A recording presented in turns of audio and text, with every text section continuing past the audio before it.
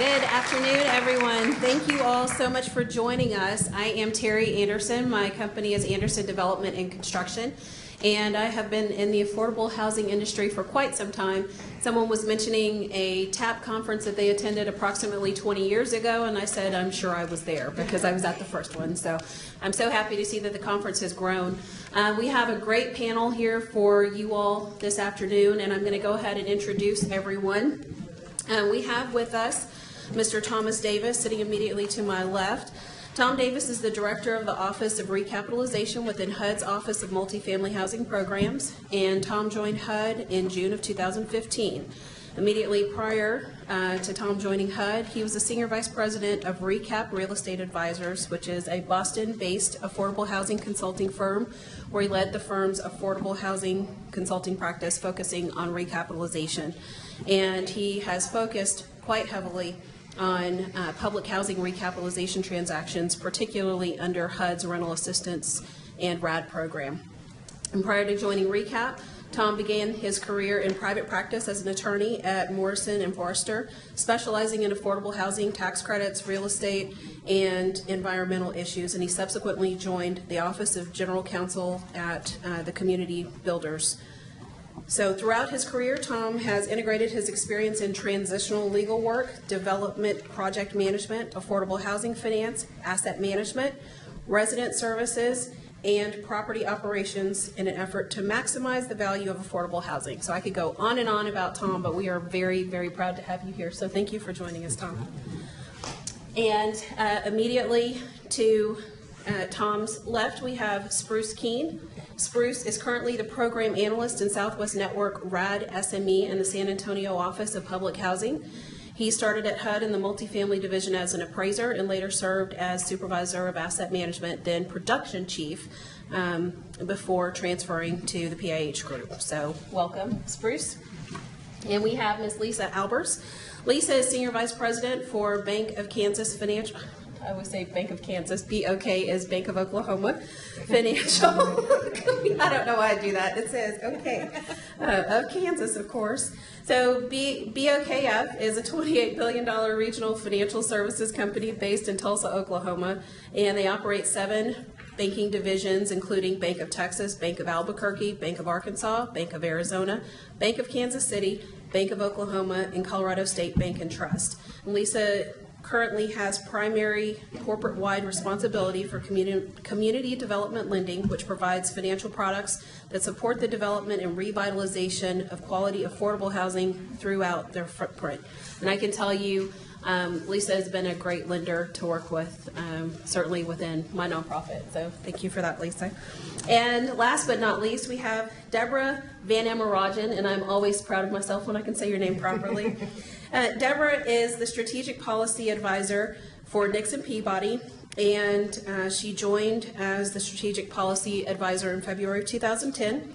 She works closely with attorneys in the firm's affordable housing practice to provide advice to developers, owners, and managers of affordable housing, as well as their financing partners in the preservation and production of affordable housing nationwide.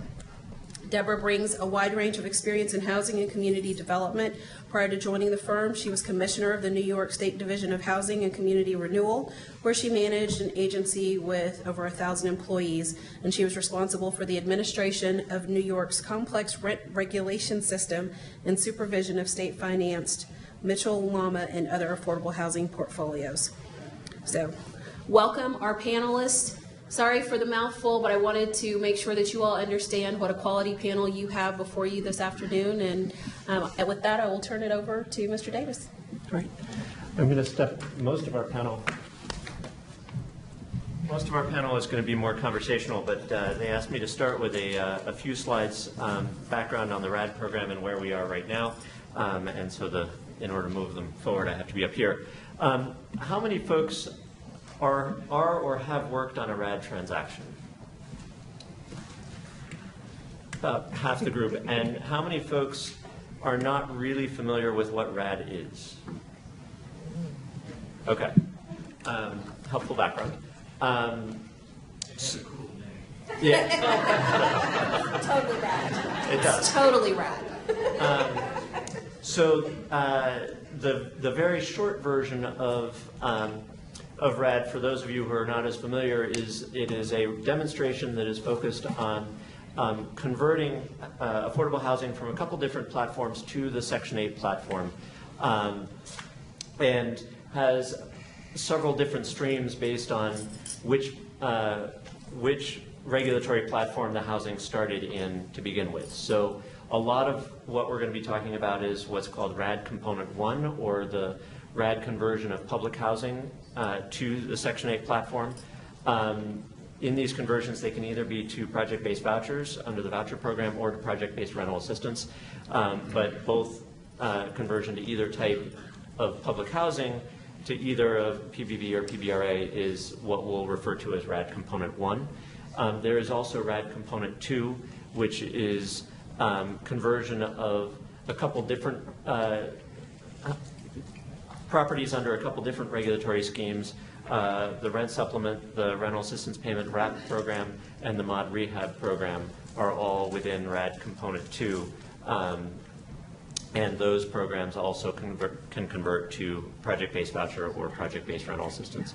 So I'm hoping that that is a little bit of a background for the folks who really are completely unfamiliar with RAD, and that over the course of our conversation we can try to hit a variety of expertise levels in how we're talking about it. But I was asked to sort of, given that my office runs the RAD program, I was asked to give a little bit of background about where we are. Disadvantage of having produced the slides in early June is the numbers have changed a bit. So we have converted, this says 33,905 public housing units. It's now up at about 35,000 units. And in that conversion, that has leveraged over $2.3 billion of construction work at properties that were that are RAD properties. So properties that have former public housing units that are now RAD units, RAD type Section 8 units, that we've generated it's now actually $2.36 billion worth of construction work. And given that RAD was designed in part to deal with a huge capital backlog in the public housing sphere, a capital backlog that at that point was estimated at $26 billion and growing. $2.3 billion, a significant chunk of that is dealing with backlog, and then another significant chunk of that is dealing with upcoming capital needs in the coming years, as you would expect in for example, a tax credit transaction. But it's an indication of how successful the demonstration is at this point, in that with just 35,000 units, we have generated that kind of construction investment already. So we're very pleased about that. RAD has a cap, as a demonstration, it has a cap of 185,000 units that can participate. All of those units are currently spoken for, and we are building a waiting list. In June, it was about 11,500 units. We've actually had some units come off of the waiting list, and do encourage folks to apply, because the application is really a sketch of before people do due diligence on whether their transaction numbers really work, because we don't want people spending money on a lot of due diligence and transaction planning if they don't know that they can participate. So it is normal for there to be some turnover on the waiting list. We actually are expecting some more turnover in the coming weeks. So if you know of housing authorities that are thinking of applying, who you may be working with as a developer partner, if you're not in a housing authority, or may want to work with as a developer partner or financer or whatever, the applications do come from the housing authorities, but there is turnover on that waiting list. So it is not a lost cause to continue forward with an application. Just some quick demographics, if you will, of transactions that have closed. About 17% of the projects have ended up being complete new construction, replacing aging public housing properties with brand new units. Just shy of half have been more modest rehabs, and the remainder, about a little over a third, have been pretty substantial rehabs. So it's a pretty broad spread of the kinds of public housing properties that are being converted under the program. And Just over half, about 55%, are using tax credits in some form or other, 9% or 4%, and about just shy of 20% are using FHA financing. So a lot of them are using debt of various sorts, but we particularly pay attention to FHA since it's part of multifamily housing at HUD, so we like it.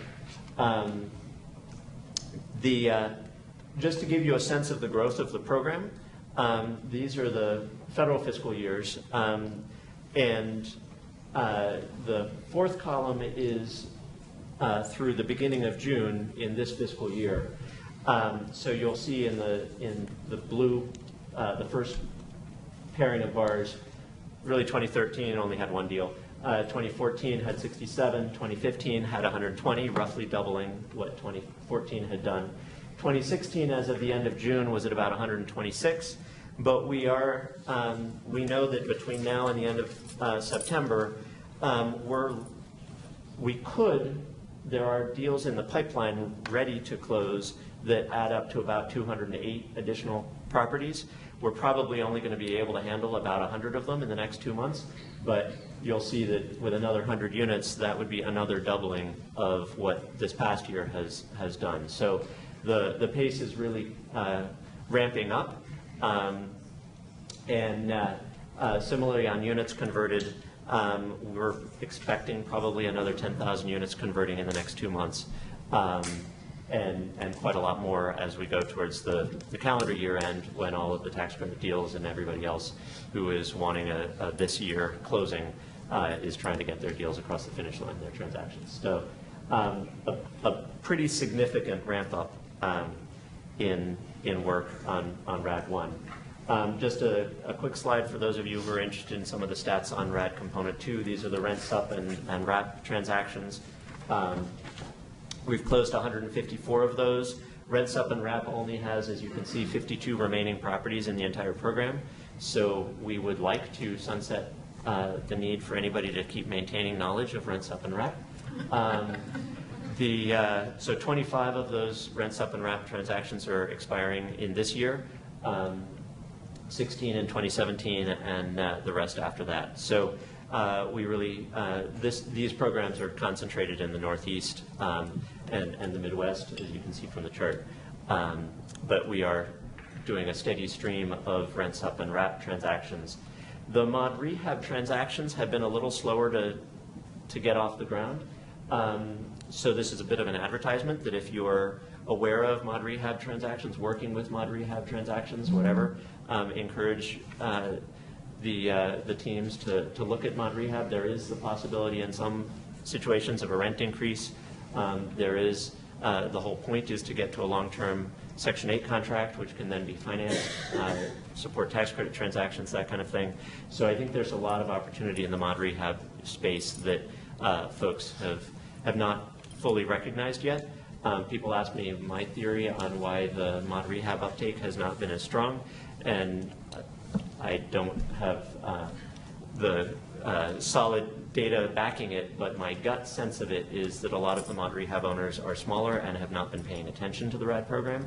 And the other piece of it is that HUD directly has an index of all the housing authorities that manage mod rehab contracts, but we don't actually have a direct database, so we haven't been able to do direct outreach to the mod rehab owners and have really been dependent on more word of mouth and the housing authorities to get that word out. So to the extent you can help, that would be great.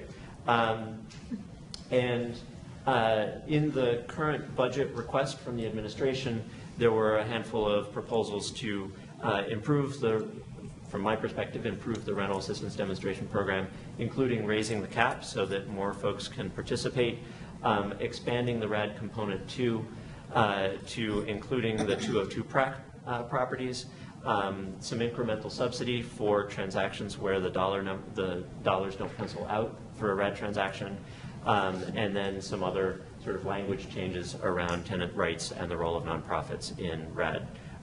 Which I'm happy to explain in more detail if people care, but this is pretty much just an overview, and I think that the rest of the panel is going to be more conversational, so thanks for that. Awesome. Thank you so much, Tom.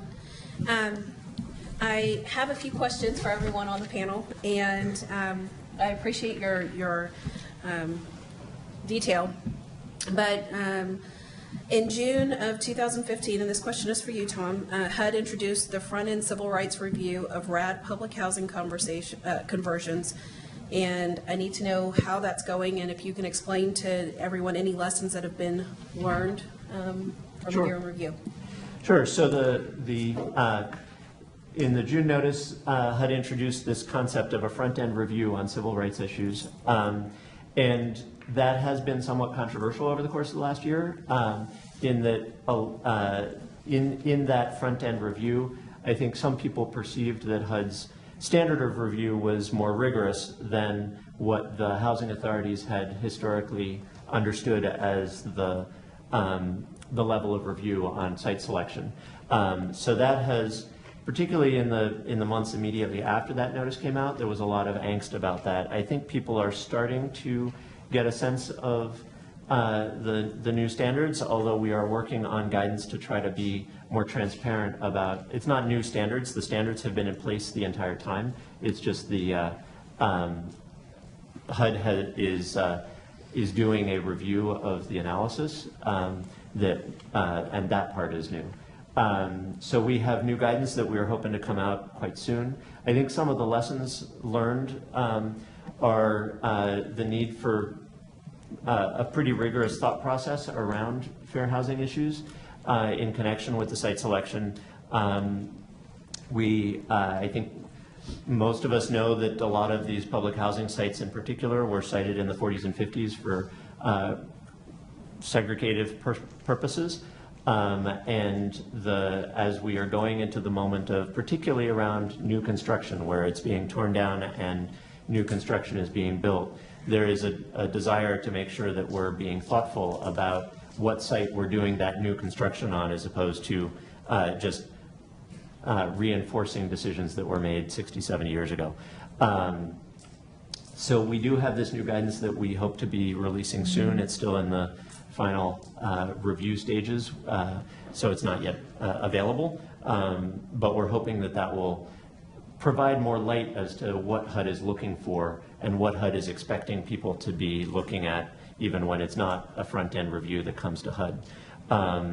Because I think there's been frustration of not really understanding what HUD's looking at when HUD is reviewing the front-end submissions. And actually, quite honestly, a lot of people, when it was first being talked about, didn't really know what was supposed to be submitted. And I can't blame them. There isn't a lot of good guidance out there as to what you're supposed to submit. So that is coming out very soon. Okay. And how does that tie very specifically to affirmatively furthering fair housing and high opportunity areas? And I know relocation has been a regular topic of conversion in public housing. So what issues are people struggling with that?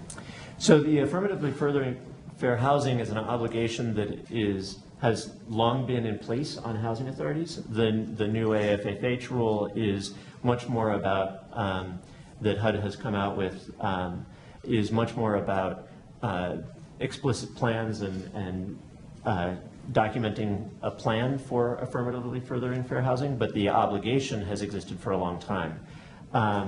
The site selection in a RAD context, if you're, for example, doing a new construction of a public housing site, one would hope would be consistent with that AFFH plan, but it is not intimately intertwined with the plan itself. But the plan, it should be consistent with that image. And I don't know whether, Spruce, you want to talk about the AFFH.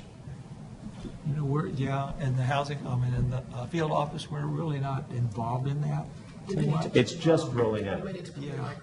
Pull your microphone over a little bit. Okay. Yeah, I was just saying that the field office isn't involved in that too much, although that we probably are the most knowledgeable on the location of the site, and probably should be as it develops. Now, Phil, can you describe for us a little bit what your field office does, what PIH stands for, and what it does very specifically? PIH, Public Entity Housing. We're the field office, and we probably have the best knowledge of how the housing authority is operating. In each of our offices, each of us have a portfolio of several housing authorities that we deal with daily.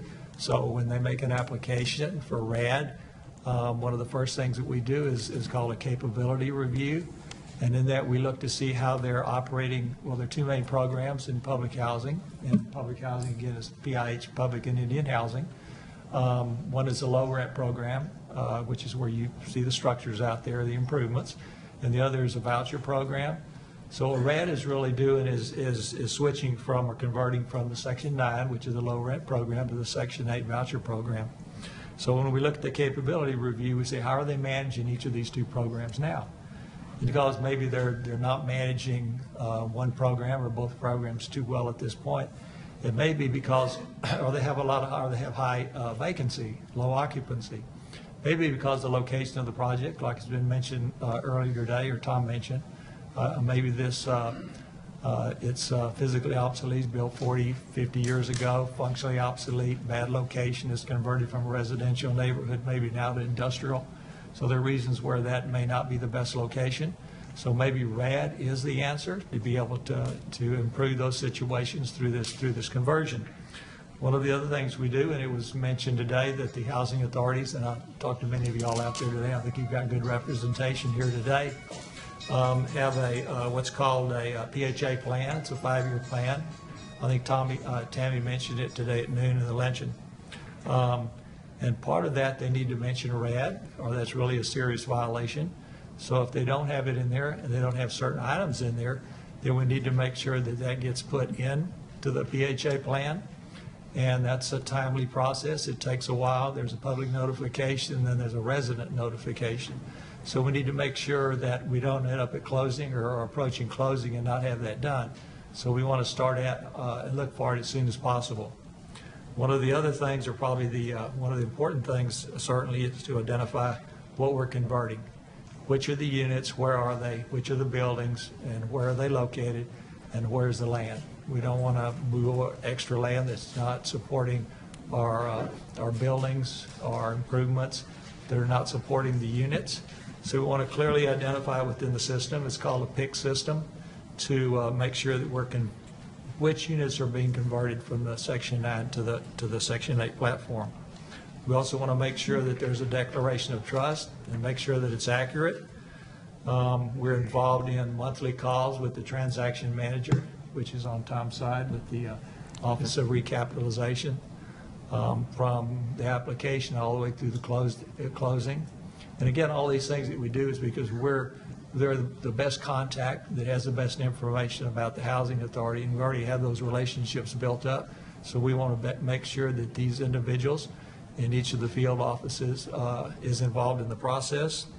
And then there are other things that are called capital funds, well, CFFP, OFFP, capital fund program loans, operating fund loans, energy performance contracts that may be on the property. And we need to make sure that those are dealt with, whether they're repaid at closing or whether the new entity is able to assume that debt somehow. So we want to make sure that all those different things are processed correctly and that we keep up with them throughout the process. Excellent. Thank you so much. Deborah, I wanted to, we've talked about the conversions, and I know Tom mentioned that there aren't many mod rehab conversions going on, and I know you've worked pretty diligently with those, so can you possibly describe the difference between mod rehab and the RAD conversions with housing authorities? Sure. I also would mention there's a bunch of people standing back. There are some seats up front if anybody wants to come up to the front of the room. Yes, please come there's forward. room. So thank you for having me here. Thanks, Terry, for moderating the panel. So mod rehab is an old type of Section 8. It's called a mod rehab Section 8 contract, and there's actually a subset of those that are called mod rehab SRO contracts. They would be entered into between a public housing authority, which again could be just a Section 8 administrator. They don't have to be an owner of public housing. But these contracts are administered locally and funded through HUD's Office of Public and Indian Housing. And I agree with Tom's statement that part of the disconnect, I mean, on the RED supplement and RAP universe, HUD went through a process where they did proactive outreach to owners of those properties to say, we want you to come into the RAD program, and they actually encourage them to submit letters to get on a wait list and things like that. So I think that lack of the direct connection between HUD and the owners of these properties is one of the disconnects. But I would say that if you own a mod rehab contract yourself, or if you are looking at, a lot of times we have clients of ours who are looking at a property, they may be looking to do an acquisition of a property that has a mod rehab contract. And if you can, the conversation really has to start with that owner and the public housing agency that administers the contract. A potential problem is that not every public housing agency is completely up to speed on the RAD program for mod rehab either, even if they're looking at it for their own public housing under what's known as component 1. This is a different process. They may or may not be aware of the fact that the owners have the ability to go through a RAD conversion. The reason that you would want to is the rents under the Section 8 mod rehab program are quite restricted, and the contracts can only be renewed for 1 year at a time. So that makes those contracts essentially, not part of your financing. If you're looking to do a transaction, say you're going to do a low-income housing tax credit transaction, anybody, investor, lender, is only going to underwrite to the tax credit rents. They won't take into account that contract because it's only a 1-year contract. The great opportunity of the RAD program is the ability to get a longer-term contract, either a 15-year project-based voucher contract or a 20-year project-based rental assistance contract. The process is a bit different, again, because you're talking about privately owned housing and an individual contract, as opposed to some of the things that Bruce was just talking about, the changes of taking units out of a public housing program and putting them into a Section 8 program. Mod Rehab already is a Section 8 program, so it's a little bit there. Some of the things like amending an administrative plan and changes to HUD's internal computer systems and things like that don't come up. But there's still the need for submission of what's known as a financing plan, which is a key part of the RAD for public housing conversion too, which is where you're saying to HUD, this is what we're doing at the property, here's what its physical needs are, here's how we're going to address those needs. If it is going to be a financing at the same time as the conversion, here's how letters from our lender and investor, from the agency, those sorts of things. So it definitely is an opportunity, something that, again, if you're aware of anybody, if you are a public housing agency, I'm pushing it as far away as I can without just yelling. So if you know of any public housing agencies, what we've been trying to do is some outreach. So, for instance, in New York City, the New York City Department of Housing Preservation and Development, which is not a public housing agency in the sense that they don't own any public housing, but they have a number of contracts with owners for mod rehab, and they did proactive outreach to the owners of those properties. Many of them are, really older buildings that maybe they do have some real supportive services in the SRO units. This is housing that I'm guessing these are a lot of buildings that really need some rehabilitation, need to be brought up to speed. You have the possibility of maybe doing a conversion from SROs into studios and efficiencies. A lot of opportunity to deal with some buildings that, were financed, probably didn't have a lot of work to them at the time they were originally put into the program. Real opportunity now. So it's definitely something worth thinking about and spending some more time on. Awesome, thank you.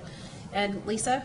You're the lender on the panel, so when we're talking about these different programs, they're new for us to deal with on the affordable housing side. As a lender, what are some of the challenges you see, or what are some of the differences you look at for financing these properties?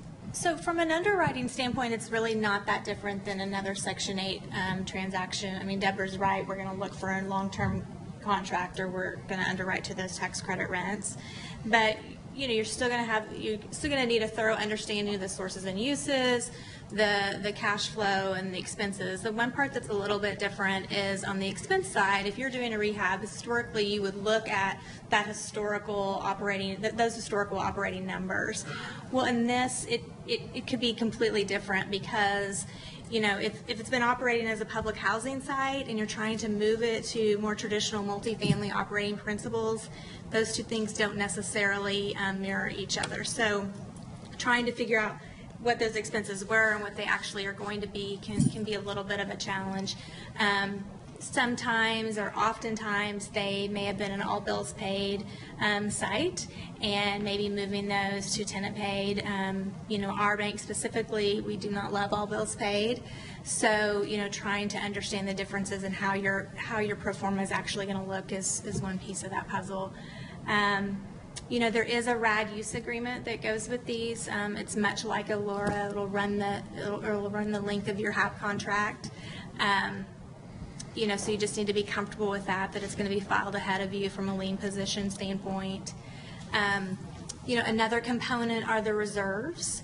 So, the rule is that the lender or the mortgage holder will hold the reserves, and then HUD has approval rights on that. So, the way that we handle that is we put that responsibility back to our borrower or the housing authority, so that when they're asking for, a draw on that reserve account, we want them to bring to us, HUD's approval at that time. I don't want to get in the middle of that whole process. So bring me your request and the approval at the same time. So I think it's just kind of maybe understanding those timelines, and they could take a little bit longer, and there's just more folks in the deal to coordinate with from that standpoint. All right, awesome. And Spruce, I guess one of the primary questions is why would housing authorities participate or not participate in the RAD program? I know it's new for all of us, so it's not easy to move into a different program everyone is not familiar with, but have you heard of particular objections or specific interest from those housing authorities? Yeah, the ones that we hear most often is that we're just going to wait and see. Let's see how these others are going to work out. Let's see what some of the others may do.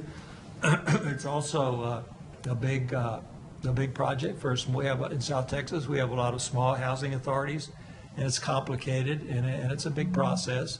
And if they don't have development experience, then they need a good consultant maybe to work with. And so they say, well, let's just wait and see how some of the others are going to do. Good.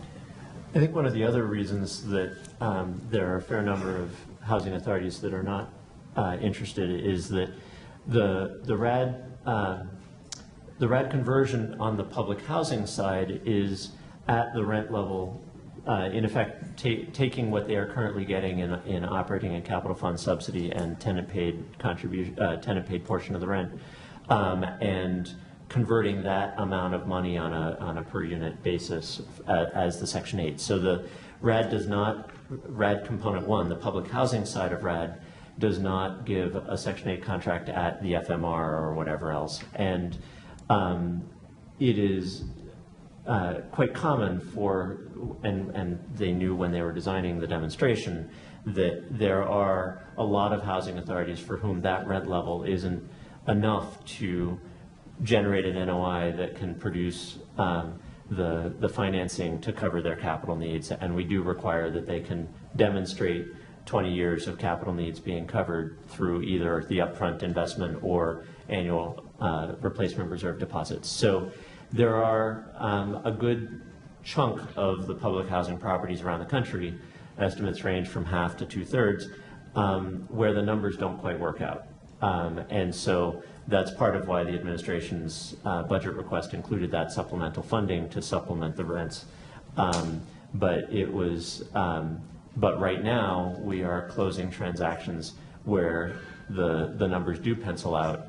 And the housing authorities and their partners, their financing partners, their development partners, consultants, are being really creative on what they can do to make transactions that might, on first blush, not look like they pencil out, what they can do in assembling a transaction. And we're really pleased with that creativity. And part of the structure of the RAD program is to encourage and support that creativity, because what we really want is the housing authorities and their teams, if they're bringing in outside partners, to do that kind of capital investment. And we know that it's constrained by the money, but people are coming up with strategies for a variety of ways to stretch that money just a little bit further.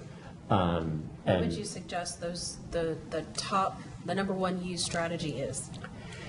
So I think people are, as Bruce sort of and Lisa implied, people are looking at what their operating expenses are, things around energy and that kind of thing, and how they're staffing and that kind of analysis.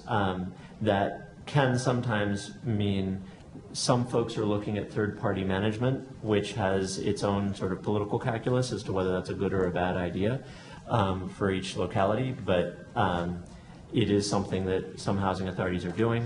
Other housing authorities are trying to revisit how they staff and that kind of thing. But certainly energy investments and looking at their operating expenses, and sometimes just doing the capital infusion. It's a whole lot cheaper if you've got a new roof than to repair a roof with duct tape and bubble gum and string it along. It just depends on the flavor. But if you're patching continuously, Right. So some of it is just the capital investment. Some are also pairing some of their RAD units with either local project-based voucher units or market rate units. RAD has a mechanism where you can transfer the RAD units to a different site, so they may find that their transaction works if it's some proportion of RAD and some proportion of something else, and they're doing a tax credit transaction where they can move some of the units from the original site to the nearby tax credit transaction, and then both sites have a mix of different rent levels. So trying to pull in revenue, sort of a mix of revenue and a mix of incomes. Some folks are aiming for the mix of incomes explicitly. So it's, I think those are some of the biggest tools that people have used, but there are a lot of different tools that it's very locally specific. And I see a question. I don't know whether we're taking questions as we go or. Sure, certainly. Along those lines, how is the rent set for component 2 and then potentially for the rest? So for component 2, it is tied to, it's much more frequently tied to FMR, like the rent sup wraps are pegged at FMR. And the mod rehabs are similarly, they look to FMR in a lot of contexts. Mod rehab, some of them look to FMR and some of them look to the current, what they are currently getting as their mod rehab rent. So it's important to sort of dig into the details a little bit to answer that. I can't give you a So is there a possibility that that's negotiation with the housing authority if you were to get a RAD component 2 allocation, and perhaps the housing authority sets the rent that you don't think is quite right? Who would we talk to about how to get that rent back? So it's the rules of the situation should indicate whether it's FMR or the current number. But if you think the rules are being applied in the wrong way, certainly my office does get into what the rents should be and how things how the deal is structured. So. I mean, maybe some who are closer to the transactions have different theories. Well, yeah, no, I mean, generally I agree with how you described it.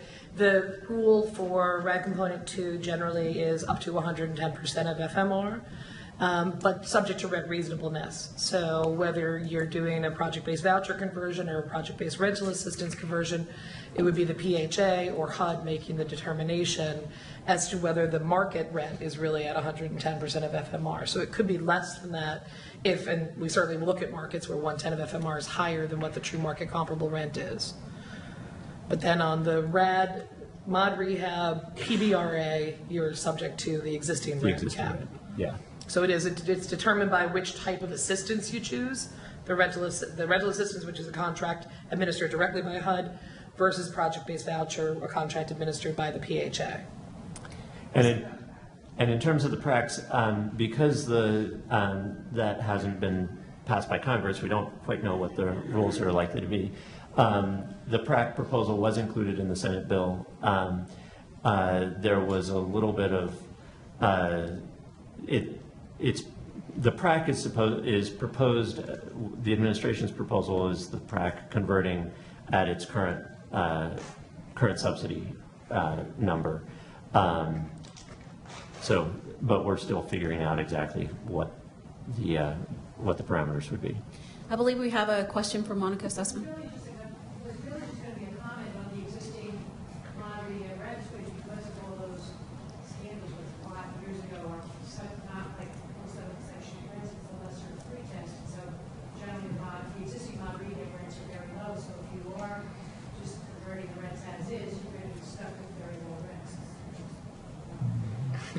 Well, I would be curious to know, just as a developer who has zero experience in the RAD program, what percentage of successfully closed transactions have actually used either 4% tax credits or 9% tax credits? Because I would just think there needs to be a significant level of recapitalization that comes outside of the Housing Authority's budget. So I'm going to back up to a couple slides. So this circle on the right-hand side indicates the breakdown of 4% and 9%. So 33% of the public housing conversions have used 4% tax credits, and 22% have used 9%. So a total of 55% of the public housing conversions have used tax credits in some form. Component 2, I don't know that I've seen the data. I suspect that a lot of I was them going to are say, I think the using- numbers are higher on component two. Pretty much all of the deals that we've worked on, which we've worked on several dozen under component 2, have been tax credit transactions, either 4 or 9. As many people in the audience probably know, the state agencies generally would say they prefer you to bring in under their 4% program if you can make the numbers work. We've seen some deals where just, it's a tough market, small property, and really the only way to get it done is with a 9% allocation. So I would guess that the numbers for component 2, rents up and wrap, would be largely 4% bond deals. That would be my suspicion as well. And on the ones that are no debt, would you suspect those are in just high-income areas, or? I have a theory. Do you want me to? Go for your theory. So, I think, Tom, I love your thoughts, but I think one thing that happened when the RAD program came out, which hadn't necessarily been an anticipated consequence, is that some public housing agencies said, we just want to convert our Section 9 funding to Section 8 funding and not do anything else at the time. And I don't think it's HUD's favorite model of doing a RAD conversion. I don't want to speak for HUD on it, but my guess, since in the most recent RAD notice, they created 6 priorities, and this type of conversion was number 6. So I read between the lines and said, maybe that's not the most popular one. But we've worked with some housing authorities who have said, if I can convince HUD that my property's in decent shape, and we've got a pro forma going forward, we've got a PCA that shows we're in okay shape, I'm just going to do this now. And frankly, not that anybody's trying to game the system with HUD, but it would give them the ability 2 years later, or 3 or whatever number of years later, to just do a financing. It's a regular Section 8 deal at that point. There'd still be a RAD use agreement on it, but it wouldn't be having to go through the whole process of review of the financing plan and everything with HUD, which, although your staff is wonderful, I can understand why people would avoid it. If they I don't consider that gaming the system. In order to get through the RAD program, you have to demonstrate you can cover the 20-year needs of the property. If you can do that, and then 3 years from now want to do a 4% transaction and do a lot of enhancements and improvements and other modernizations, I think that's totally the way because fundamentally getting these onto the Section 8 platform, there are going to be recapitalizations along the line. If one is in 5 years and one is in 16 years, that doesn't, from my perspective, doesn't matter to me. But I think I agree with you in terms of there are some public housing sites that just converted in order to get onto the Section 8 platform. Some of that was because they could demonstrate the 20-year needs were covered and they planned to do something down the line. Some of it was because they had spent a lot of had received money in the stimulus program and had just renovated their property and it didn't need conversion. A variety of situations. But part of why we have prioritized what I refer to as the straight conversions, the no financing conversions, as the lowest tier on the priority is we're demonstrating the potential impact of the program to deal with this capital backlog. And so we do, when it's a restricted universe of how many properties and how many units can go through RAD, we want to demonstrate that this is a way to bring resources to public housing properties that really need it. So Tom, with conversions going up and the request for additional mod rehabs and all of those things, how is HUD handling the change in volume? So we are bracing for a pretty significant change in volume. I think you saw that in some of the slides. There is the the developer and public housing authority community really likes closing their deals in the last quarter of the calendar year. And December 25th preferably. no, actually, they prefer doing it in November. For a quirk of the RAD program, they prefer doing it in November. The quirk of the RAD program there's not a ton of reason not to do it in October or September, though. But they like November. So last November, we had a spike of about 70 deals in a 6-week period. We're expecting a huge volume in November, so we're trying to manage that. We, because of our fiscal year being September, we would like to get as many of those in August and September as possible. So we are trying to encourage folks to avoid the October-November rush and come in a little earlier than that, and some people are listening to us. We have also done a lot of work, sort of the January, February, March, April, May was relatively slow relative to what we're expecting. So we used a lot of that time to be thinking about what is our process internally, and how can we streamline it, how can we improve that. There's certainly more we could do, but we are starting to roll out those improvements with the hope of having that make a difference in the coming months as well. Thank you. Fort Worth Housing Authority, and let me practice this by saying as a housing authority, we love RAD. We convert everything to RAD. RAD is great. Thank you. Excellent. So when I complain now, it's not RAD specific. Understood. We have found another quirk that we've run into in the state of Texas. And this does not just apply to RAD projects, but any projects that are looking to place PDRA or PPP contracts, and any HOPA exempted projects 55 and over. So we've got 2 separate opinions from 2 different silos of HUD. There are still training, there are silos. That one says that you can put PDRA or PPP contracts into a HOPA exemption project as long as it's less than 20% of the units. Great. And then there's another silo on fair housing that says you cannot put any PPP or PDRA into any HOPA exempted projects, period. So we're getting our projects denied at TDHCA because we are proposing to put RAD PDRA in there. And we're having other housing authorities that just want to do straight PPP or PDRA contracts, and they can't do them in the HOPA exempted projects. I don't know how this is translating to some of the phase 2, any of the other projects, any of the other states, but I know in Texas it's starting to cause a big issue, so getting that clarified would be very helpful. And I had hoped to have that clarified before I got here, but I don't. So we are definitely working on trying to reconcile what the guidance is on that.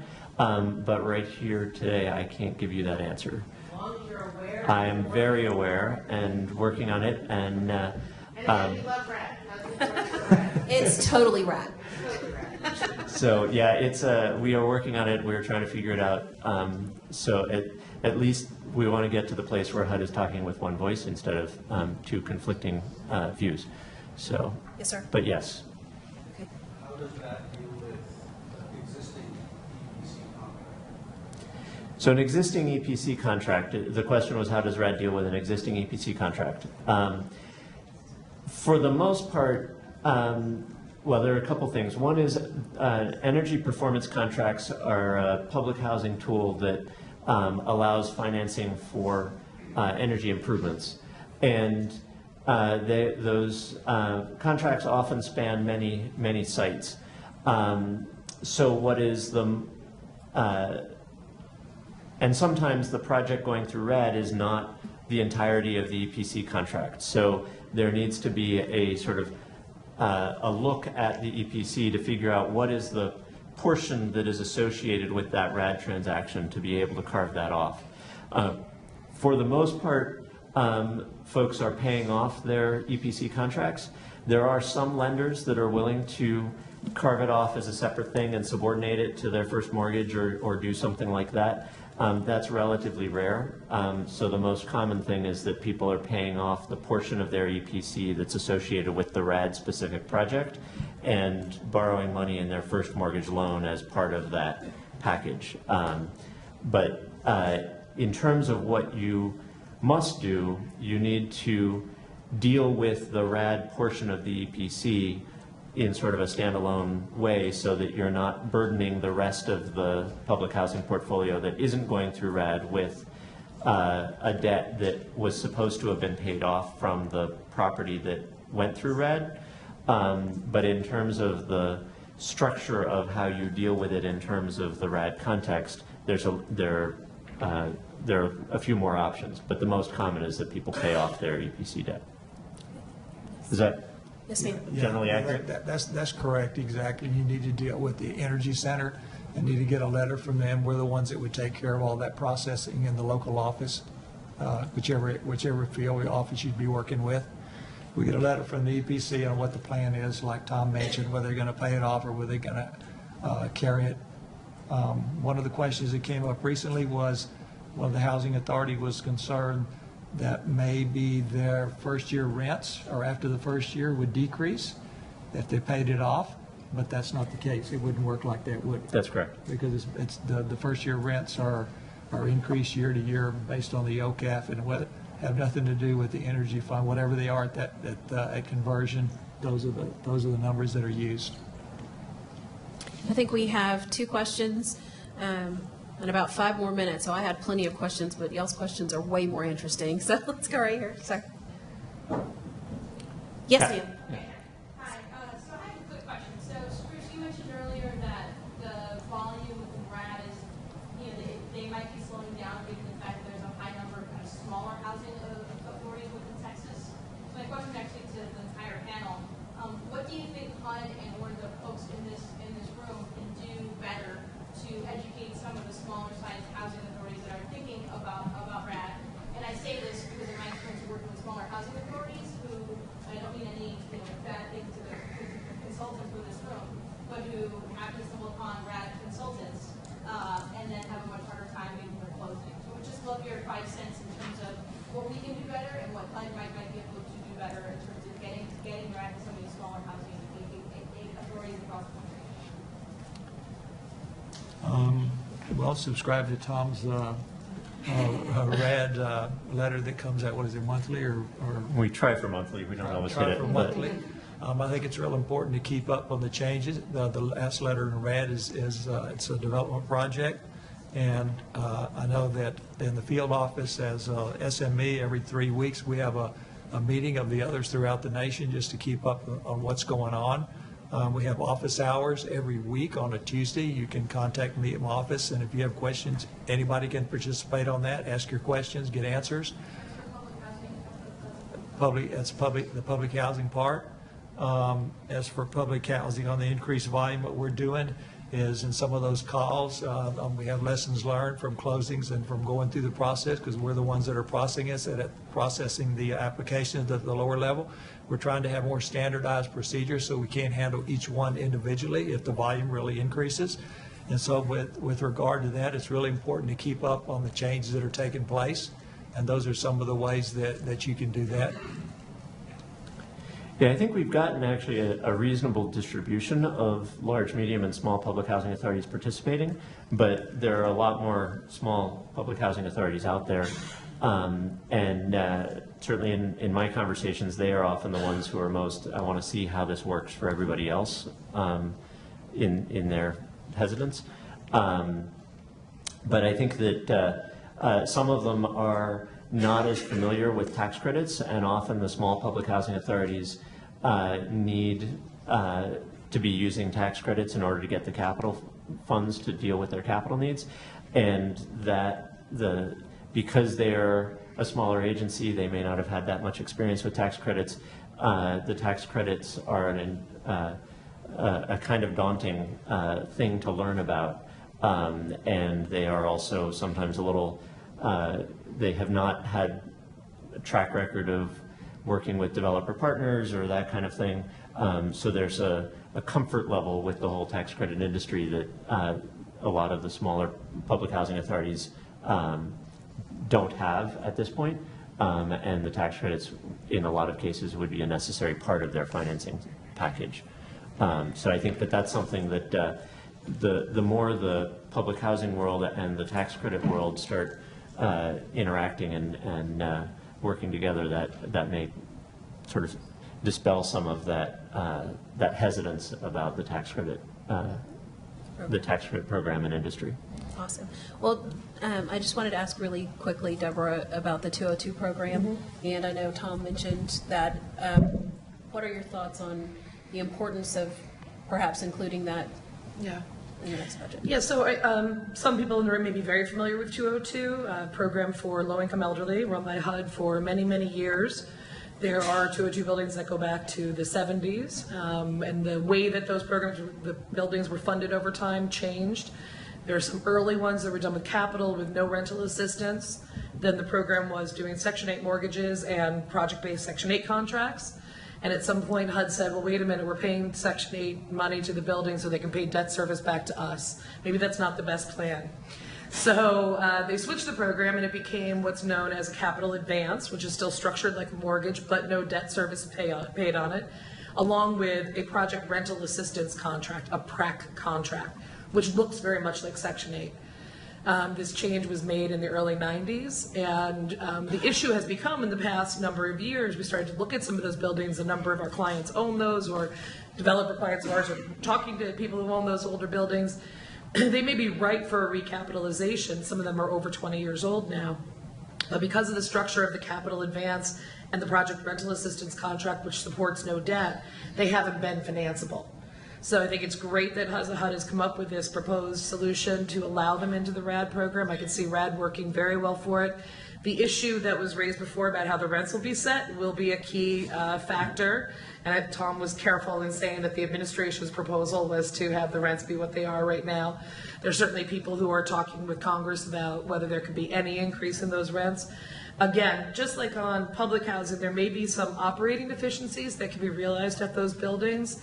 But beyond that, if you have to have some debt service to support whatever rehab you're going to need to do, and your operating costs are around the same, it's going to be pretty challenging to make those deals work. But we do think it's a great opportunity, and some of the advocacy organizations that do a lot of work in Washington around senior housing are very interested in seeing that happen. So we're cautiously optimistic that it'll get taken up whenever Congress gets around to doing something with the budget.